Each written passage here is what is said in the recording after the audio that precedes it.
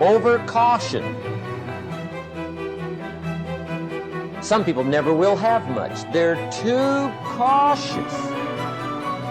Now, you can also be too reckless, but you can also be too cautious. This is called the timid approach to life. I used to say, what if this happens? It's called the language of the poor. What if this happens? And on top of that, if this was to happen, look at the fix I'd be in. I better not try.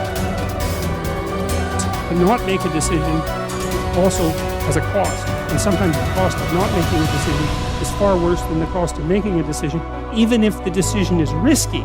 And so one of the things you can derive from that, and this is very useful, I think, is that you're screwed no matter what you do.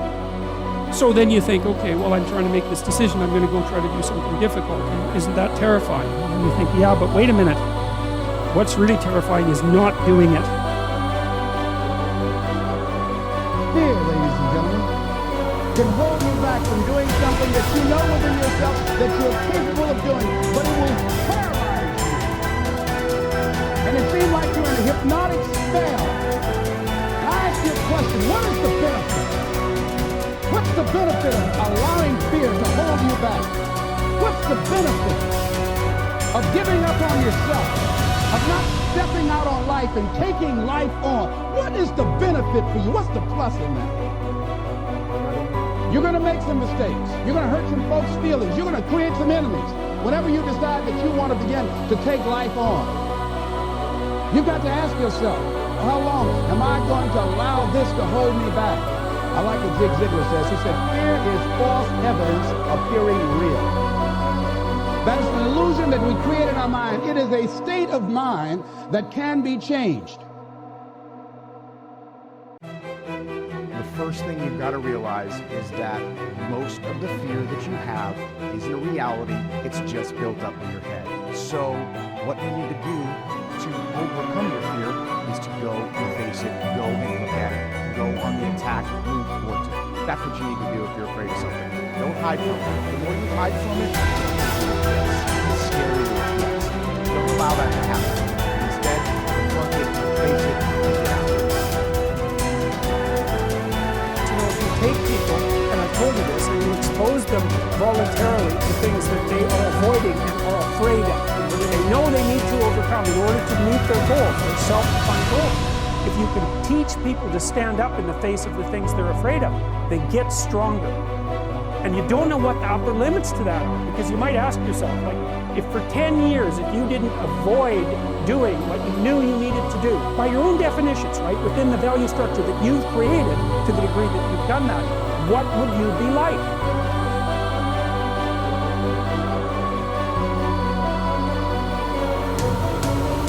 There is nothing that can resist the force of perseverance.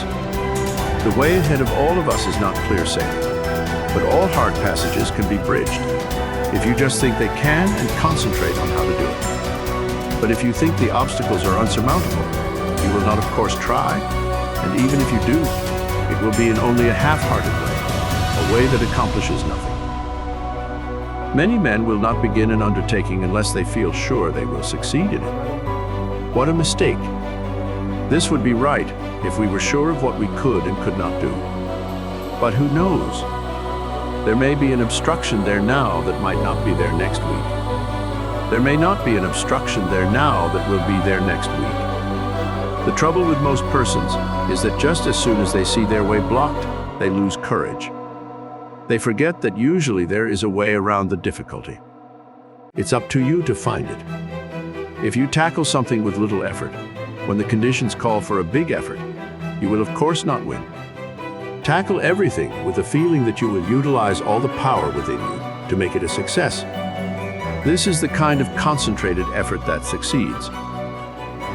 Most people are beaten before they start.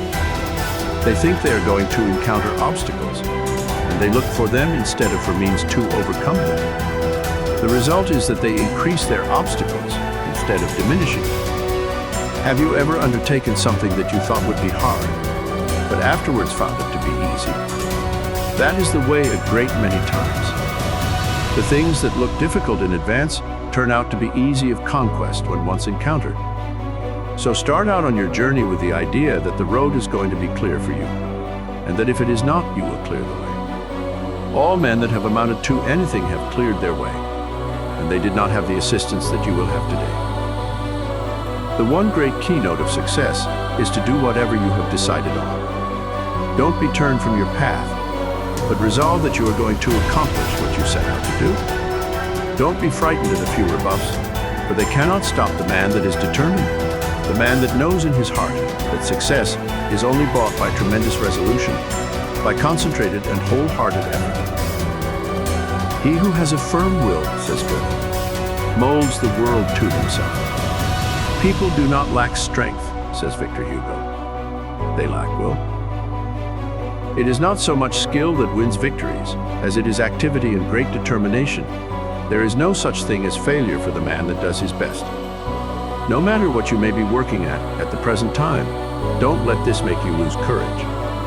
The tides are continually changing, and tomorrow or some other day, they will turn to your advantage if you are a willing and are an ambitious worker.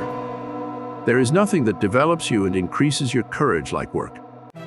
If it were not for work, how monotonous life would at last become? So I say to the man that wants to advance, don't look upon your present position as your permanent one. Keep your eyes open and add those qualities to your makeup that will assist you when your opportunity comes. Be ever alert and on the watch for opportunities. Remember, we attract what we set our minds on. If we look for opportunities, we find them. If you are the man you should be, someone is looking for you to fill a responsible position. So when he finds you, don't let your attention wander. Give it all to him. Show that you can concentrate your powers, that you have the makeup of a real man. Show no signs of fear, uncertainty, or doubt. The man that is sure of himself is bound to get to the front. No circumstances can prevent him.